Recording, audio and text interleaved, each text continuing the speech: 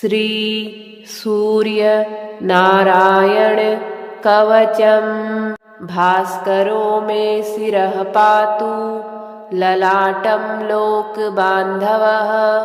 कपोलौ त्रयीमयः पातु नासिकां विश्वरूपभृत्। नेत्रं चाधोक्षजः पातु कण्ठं सप्ताश्ववाहनः। मार्तण्डो मे भुजौ पातु कक्षौ पातु दिवाकरः। पातु मे हृदयं पूषा वक्षः पातु तमोहरः। कुक्षिं मे पातु मिहिरो नाभिं वेदान्तगोचरः।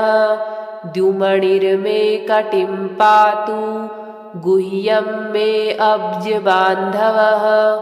पातु मे जानुनी सूर्यो ऊरू पात्वुरुविक्रमः। चित्रभानुः सदा पातु जानुनी पद्मिनी प्रियः। जङ्घे पातु सहस्रांशुः पादौ सर्वसुरार्चितः। सर्वाङ्गं पातु लोकेशो बुद्धिसिद्धिगुणप्रदः। सहस्रभानुर्मे विद्यां पातु तेजः प्रभाकरः। अहोरात्रौ सदा पातु कर्मसाक्षी परन्तपः। आदित्यकवचं पुण्यं यः पठेत् सततं शुचिः। सर्वरोगविनिर्मुक्तो सर्वोपद्रववर्जितः। तापत्रयविहीनः सन् सर्वसिद्धिं वाप्नुयात्। संवत्सरेण कालेन सुवर्णतनुतां व्रजेत्। क्षयापस्मारकुष्ठादि गुल्मव्याधिविवर्जितः। सर्वप्रसादसिद्धात्मा सर्वाभीष्टफलं लभेत्। आदित्यवासरे स्नात्वा कृत्वा पायसमुत्तमम्। अर्कपत्रे तु निक्षिप्य दानं कुर्याद्विचक्षणः। एकभुक्तं व्रतं सम्यक् संवत्सरमथाचरेत्। पुत्रपौत्रान् लभेल्लोके चिरञ्जीवी भविष्यति। भास्करो मे शिरः पातु ललाटं लोकबान्धवः। कपोलौ त्रयीमयः पातु नासिकां विश्वरूपभृत्। नेत्रं चाधोक्षजः पातु कण्ठं सप्ताश्ववाहनः। मार्तण्डो मे भुजौ पातु कक्षौ पातु दिवाकरः। पातु मे हृदयं पूषा वक्षः पातु तमोहरः। कुक्षिं मे पातु मिहिरो नाभिं वेदान्तगोचरः। द्युमणिर्मे कटिं पातु गुह्यं मे अब्जबान्धवः। पातु मे जानुनी सूर्यो ऊरू पात्वुरुविक्रमः। चित्रभानुः सदा पातु जानुनी पद्मिनी प्रियः। जङ्घे पातु सहस्रांशुः पादौ सर्वसुरार्चितः। सर्वाङ्गं पातु लोकेशो बुद्धिसिद्धिगुणप्रदः। सहस्रभानुर्मे विद्यां पातु तेजः प्रभाकरः। अहोरात्रौ सदा पातु कर्मसाक्षी परन्तपः। आदित्यकवचं पुण्यं यः पठेत् सततं शुचिः। सर्वरोगविनिर्मुक्तो सर्वोपद्रववर्जितः। तापत्रयविहीनः सन् सर्वसिद्धिं वाप्नुयात्। संवत्सरेण कालेन सुवर्णतनुतां व्रजेत्। क्षयापस्मारकुष्ठादि गुल्मव्याधिविवर्जितः सर्वप्रसादसिद्धात्मा सर्वाभीष्टफलं लभेत्। आदित्यवासरे स्नात्वा कृत्वा पायसमुत्तमम् अर्कपत्रे तु निक्षिप्य दानं कुर्याद्विचक्षणः। एकभुक्तं व्रतं सम्यक् संवत्सरमथाचरेत्। पुत्रपौत्रान् लभेल्लोके चिरञ्जीवी भविष्यति। भास्करो मे शिरः पातु ललाटं लोकबान्धवः। कपोलौ त्रयीमयः पातु नासिकां विश्वरूपभृत्। नेत्रं चाधोक्षजः पातु कण्ठं सप्ताश्ववाहनः। मार्तण्डो मे भुजौ पातु कक्षौ पातु दिवाकरः। पातु मे हृदयं पूषा वक्षः पातु तमोहरः। कुक्षिं मे पातु मिहिरो नाभिं वेदान्तगोचरः। द्युमणिर्मे कटिं पातु गुह्यं मे अब्जबान्धवः। पातु मे जानुनी सूर्यो ऊरू पात्वुरुविक्रमः। चित्रभानुः सदा पातु जानुनी पद्मिनी प्रियः। जङ्घे पातु सहस्रांशुः पादौ सर्वसुरार्चितः। सर्वाङ्गं पातु लोकेशो बुद्धिसिद्धिगुणप्रदः। सहस्रभानुर्मे विद्यां पातु तेजः प्रभाकरः। अहोरात्रौ सदा पातु कर्मसाक्षी परन्तपः। आदित्यकवचं पुण्यं यः पठेत् सततं शुचिः। सर्वरोगविनिर्मुक्तो सर्वोपद्रववर्जितः। तापत्रयविहीनः सन् सर्वसिद्धिं वाप्नुयात्। संवत्सरेण कालेन सुवर्णतनुतां व्रजेत्। क्षयापस्मारकुष्ठादि गुल्मव्याधिविवर्जितः। सर्वप्रसादसिद्धात्मा सर्वाभीष्टफलं लभेत्।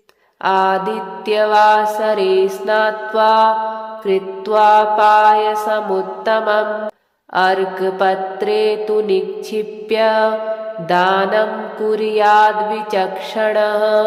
एकभुक्तं व्रतं सम्यक् संवत्सरमथाचरेत्।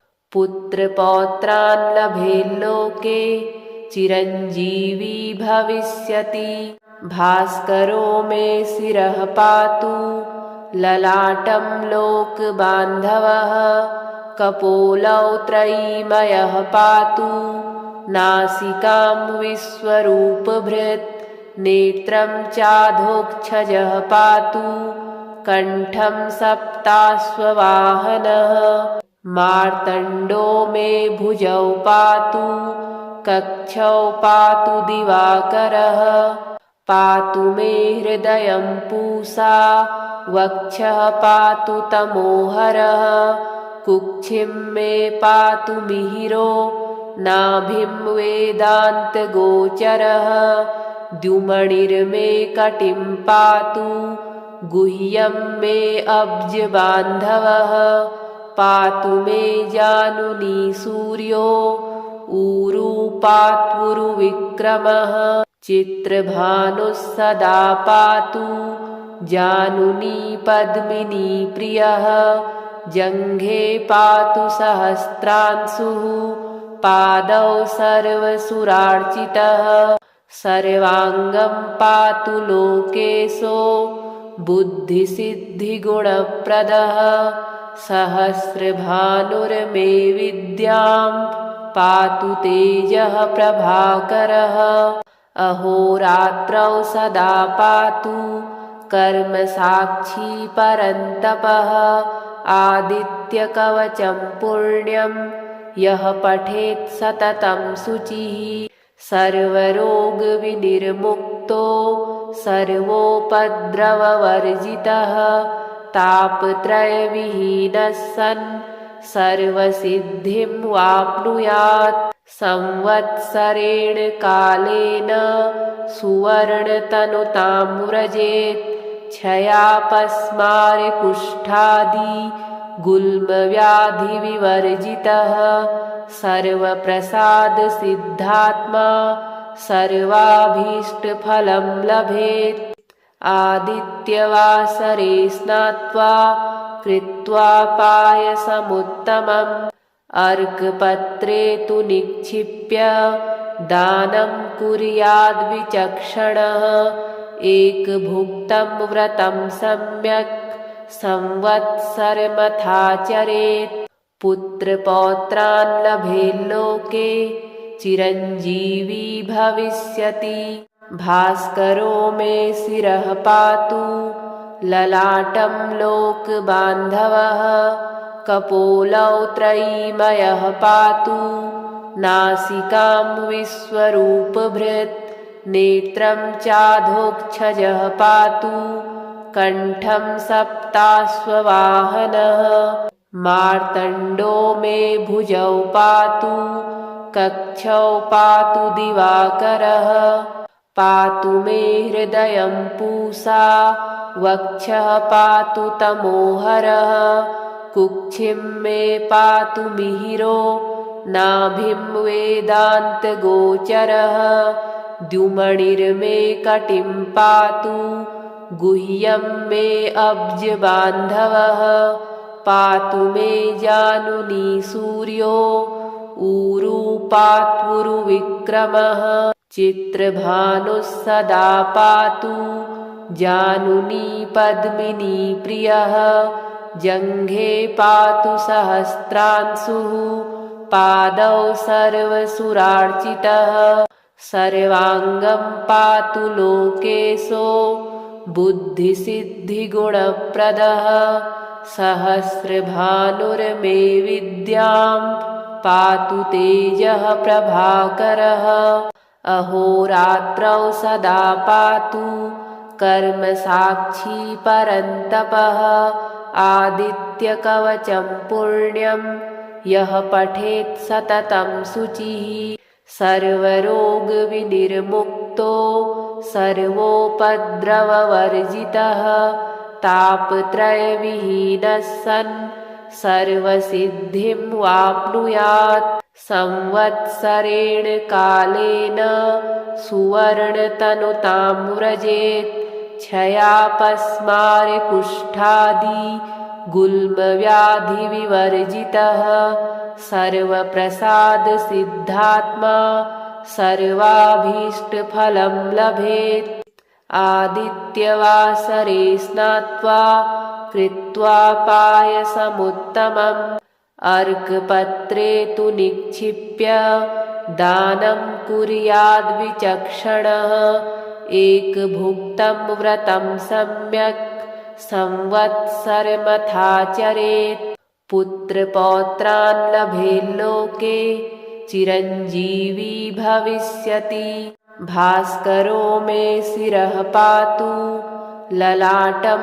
लोकबान्धवः कपोलौ त्रयीमयः पातु नासिकां विश्वरूपभृत् नेत्रं चाधोक्षजः पातु कण्ठं सप्ताश्ववाहनः मार्तण्डो मे भुजौ पातु कक्षौ पातु दिवाकरः पातु मे हृदयं पूषा वक्षः पातु तमोहरः कुक्षिं मे पातु मिहिरो नाभिं वेदान्तगोचरः द्युमणिर्मे कटिं पातु गुह्यं मे अब्जबान्धवः पातु मे जानुनी सूर्यो ऊरू पात्वुरुविक्रमः चित्रभानुः सदा पातु जानुनी पद्मिनी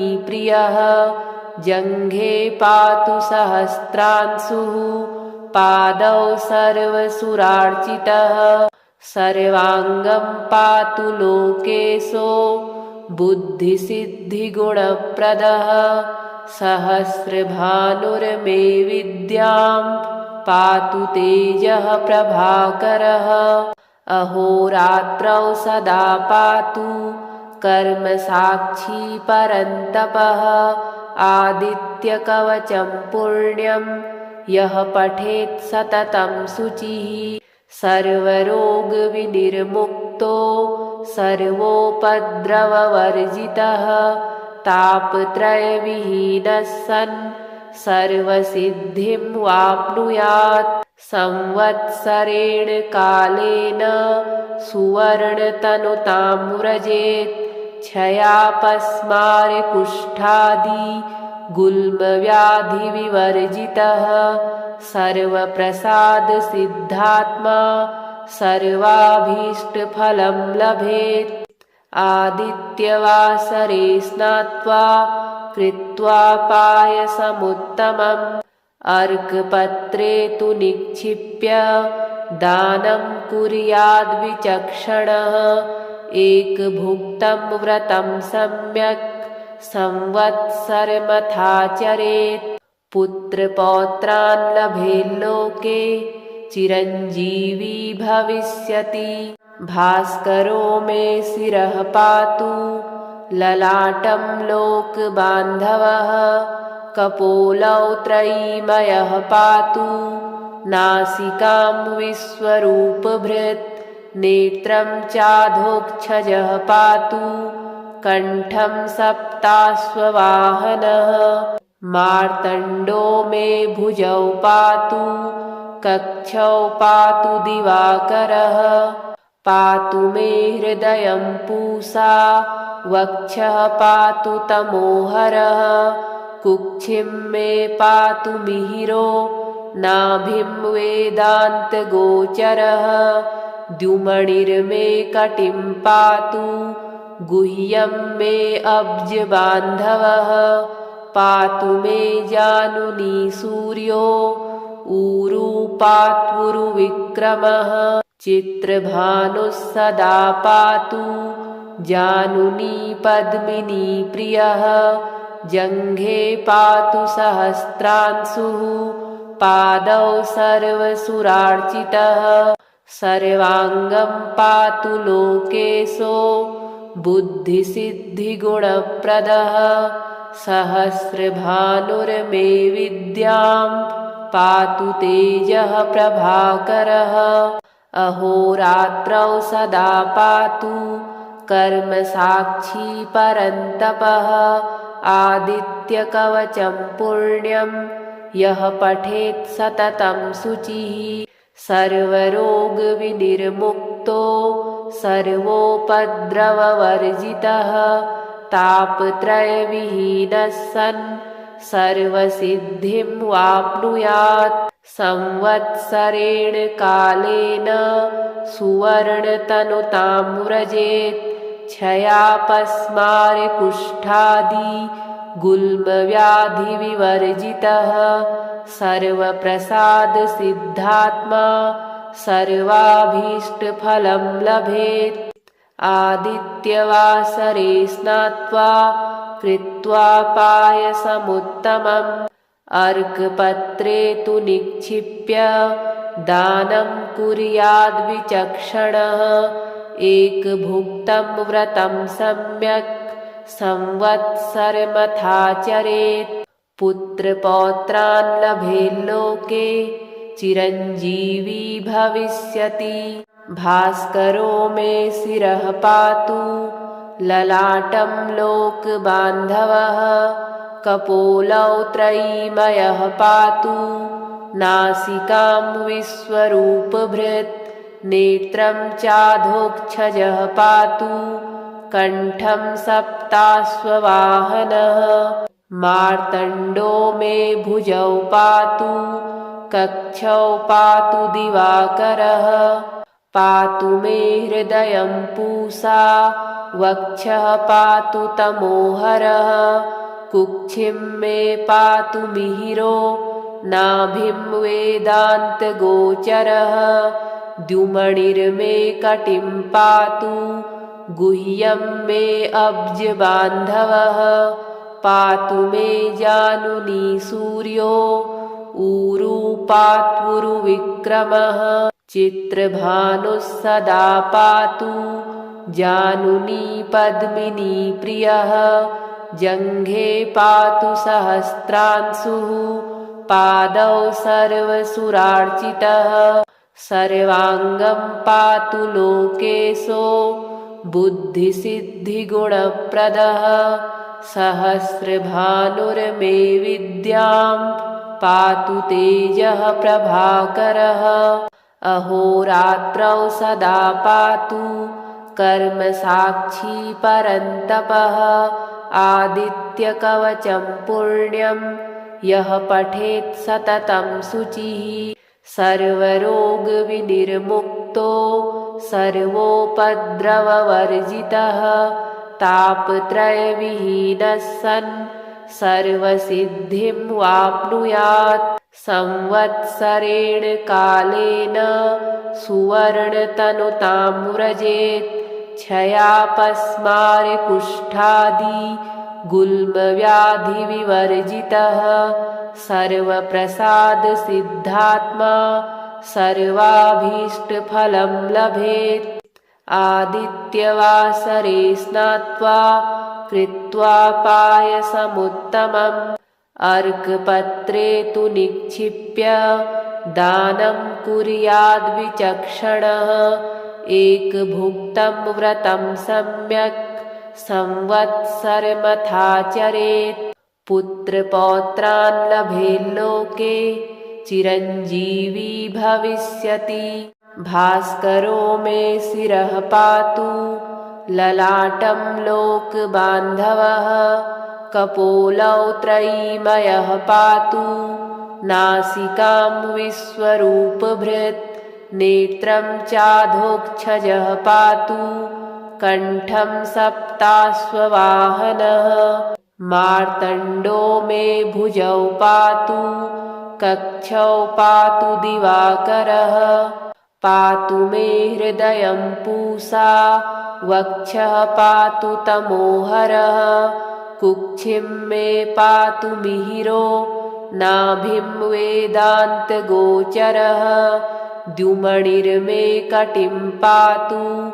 गुह्यं मे अब्जबान्धवः पातु मे जानुनी सूर्यो ऊरू पात्वुरुविक्रमः चित्रभानुः सदा पातु जानुनी पद्मिनी प्रियः जङ्घे पातु सहस्रांशुः पादौ सर्वसुरार्चितः सर्वाङ्गं पातु लोकेशो बुद्धिसिद्धिगुणप्रदः सहस्रभानुर्मे विद्यां पातु तेजः प्रभाकरः अहोरात्रौ सदा पातु कर्मसाक्षी परन्तपः आदित्यकवचं पुण्यं यः पठेत् सततं शुचिः सर्वरोगविनिर्मुक्तो सर्वोपद्रववर्जितः तापत्रयविहीनः सन् सर्वसिद्धिं वाप्नुयात् संवत्सरेण कालेन सुवर्णतनुतां व्रजेत् क्षयापस्मारकुष्ठादि गुल्मव्याधिविवर्जितः सर्वप्रसादसिद्धात्मा सर्वाभीष्टफलं लभेत् आदित्यवासरे स्नात्वा कृत्वा पायसमुत्तमम् अर्कपत्रे तु निक्षिप्य दानं कुर्याद्विचक्षणः एकभुक्तं व्रतं सम्यक् संवत्सरमथाचरेत् पुत्रपौत्रान् लभेल्लोके चिरञ्जीवी भविष्यति भास्करो मे शिरः पातु ललाटं लोकबान्धवः कपोलौ त्रयीमयः पातु नासिकां विश्वरूपभृत् नेत्रं चाधोक्षजः पातु कण्ठं सप्ताश्ववाहनः मार्तण्डो मे भुजौ पातु कक्षौ पातु दिवाकरः पातु मे हृदयं पूषा वक्षः पातु तमोहरः कुक्षिं मे पातु मिहिरो नाभिं वेदान्तगोचरः द्युमणिर्मे कटिं पातु गुह्यं मे अब्जबान्धवः पातु मे जानुनी सूर्यो ऊरू पात्वुरुविक्रमः चित्रभानुः सदा पातु जानुनी पद्मिनी प्रियः जङ्घे पातु सहस्रांशुः पादौ सर्वसुरार्चितः सर्वाङ्गं पातु लोकेशो बुद्धिसिद्धिगुणप्रदः सहस्रभानुर्मे विद्यां पातु तेजः प्रभाकरः अहोरात्रौ सदा पातु कर्मसाक्षी परन्तपः आदित्यकवचं पुण्यं यः पठेत् सततं शुचिः सर्वरोगविनिर्मुक्तो सर्वोपद्रववर्जितः तापत्रयविहीनः सन् सर्वसिद्धिं वाप्नुयात् संवत्सरेण कालेन सुवर्णतनुतां व्रजेत् क्षयापस्मारकुष्ठादि गुल्मव्याधिविवर्जितः सर्वप्रसादसिद्धात्मा सर्वाभीष्टफलं लभेत् आदित्यवासरे स्नात्वा कृत्वा पायसमुत्तमम् अर्कपत्रे तु निक्षिप्य दानं कुर्याद्विचक्षणः एकभुक्तं व्रतं सम्यक् संवत्सरमथाचरेत् पुत्रपौत्रान् लभेल्लोके चिरञ्जीवी भविष्यति भास्करो मे शिरः पातु ललाटं लोकबान्धवः कपोलौ त्रयीमयः पातु नासिकां विश्वरूपभृत् नेत्रं चाधोक्षजः पातु